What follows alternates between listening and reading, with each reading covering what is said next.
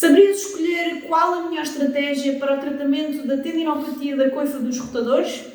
Pois bem, neste vídeo vamos mostrar-te não só a nossa forma para tratar esta condição, como a estratégia que deverás utilizar para o fazer.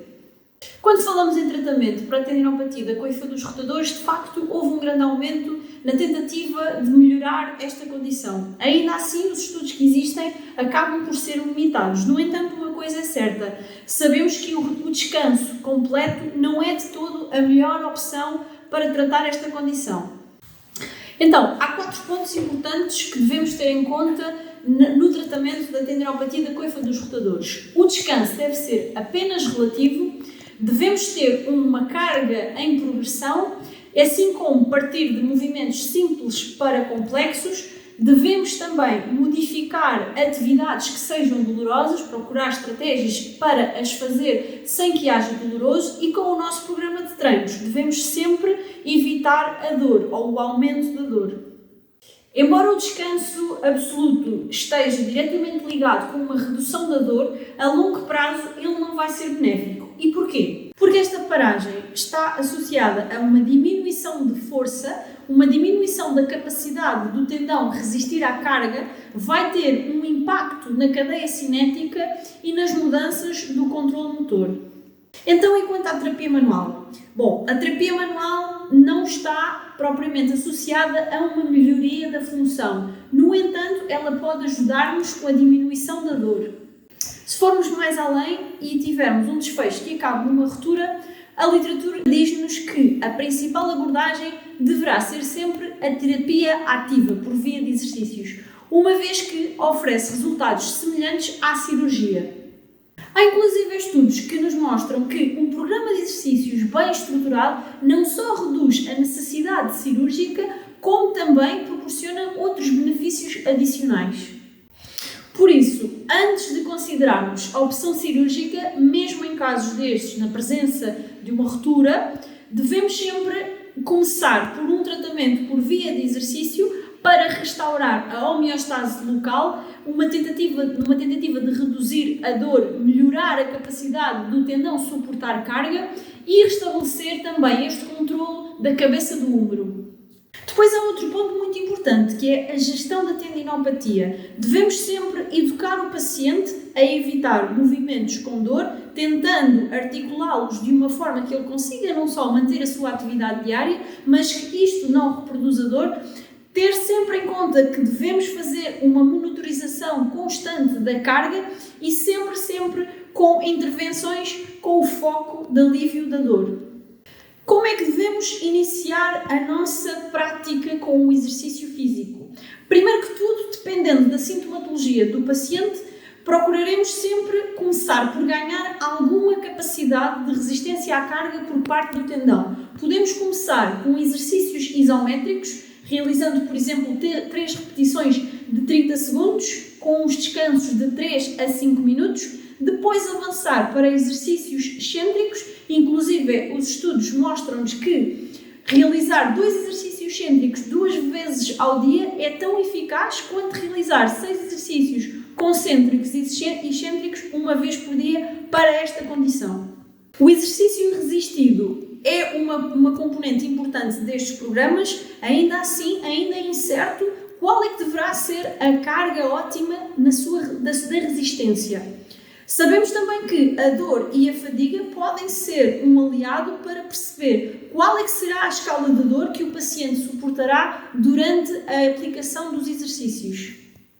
Doses mais altas de exercício oferecem resultados superiores e um programa de exercícios deve ser implementado e mantido durante 12 semanas, no mínimo, para que se tome uma decisão sobre se esta abordagem está ou não a ser eficaz. Se estivermos a falar numa percepção de dor por parte do paciente e utilizarmos uma escala de 0 a 10, sabemos que o paciente deve estar numa escala que não seja superior a 3 se estivermos a pensar num tratamento completamente seguro e numa escala de 3 a 5 se quisermos considerar um tratamento aceitável. Depois, há uma coisa muito importante que é esta dor de 3, 5, o que for, só deve ser sentida durante a execução. Imediatamente quando o paciente para o movimento, esta dor deve deixar de existir por completo. Então, quais é que poderão ser as linhas orientadoras para a nossa intervenção ativa? Existem 3 premissas importantes. Sendo que a carga deve ser progressiva, temos que pensar sempre que a alavanca deve partir de curta para longa e devemos começar com uma amplitude que seja mais suportável, mais baixa, para uma amplitude mais longa.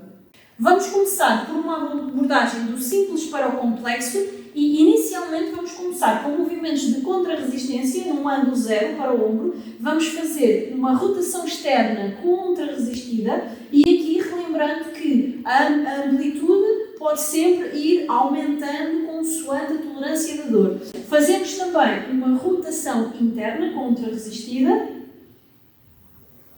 e depois podemos também usar exercícios como uma elevação lateral, em que o paciente com halteres ou com resistência da nossa mão faz um movimento de abdução do ombro até aos 90 graus.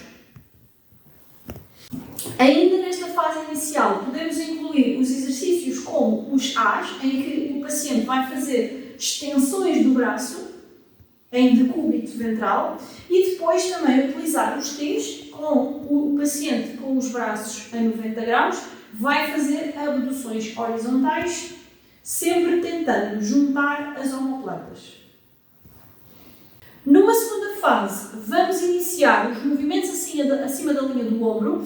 Vamos começar pelos Y, em que o paciente está em decúbito ventral e vai fazer um movimento de Y com o braço, sempre com o polegar virado para cima e tentando sempre passar a linha da orelha com o ombro. Podemos também fazê-lo de forma bilateral, caso o sítio onde o paciente esteja deitado seja um pouco mais estreito, que permita que haja a ação dos 2 braços em simultâneo.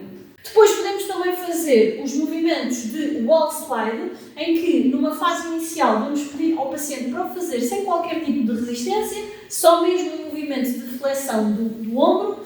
Depois, numa fase posterior, em que o paciente não tenha qualquer tipo de dor, podemos adicionar uma banda ao nível do punho e pedir este movimento de deslize, tentando que o paciente mantenha sempre o alinhamento do punho com o cotovelo durante todo o movimento.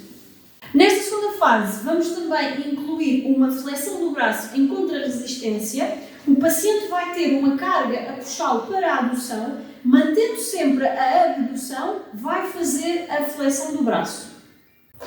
Na terceira fase, vamos apostar em exercícios mais compostos. Podemos fazer um shoulder press, em que o paciente pode estar sentado ou em pé e vai fazer o movimento da flexão do braço em abdução. A carga, novamente, vai voltar a ser progressiva e podemos também encurtar a amplitude ou até mesmo aumentá-la, chegar à sua amplitude máxima. Nesta fase, vamos também adicionar um exercício de instabilidade com o paciente em decúbito ventral, com um banco a 30 graus. Vamos pedir rotações externas com uma bola em que há ligeiros arremessos e aqui vamos provocar alguma instabilidade no ombro, fazendo com que o paciente tenha que ativar todas as estruturas que vão controlar a trajetória da cabeça do ombro. Podemos também começar a incluir exercícios de descontrole e balísticos, por exemplo, este que vamos utilizar em que o paciente está em decúbito lateral e vai, de uma forma rápida balística, passar para uma posição de decúbito dorsal em que faz a extensão total do cotovelo e estabiliza o kettlebell no fim do movimento. Como podemos ver neste vídeo, a terapia para a tendinopatia da coifa dos rotadores deve ser algo ativo. Deixamos-te aqui neste vídeo algumas sugestões de como é que deves programar a tua prática, espero que sejam úteis. Se gostaste deste vídeo, coloca-me um like, subscreve o nosso canal. Se tiveres alguma dúvida ou alguma sugestão, deixa-nos um comentário. Até à próxima!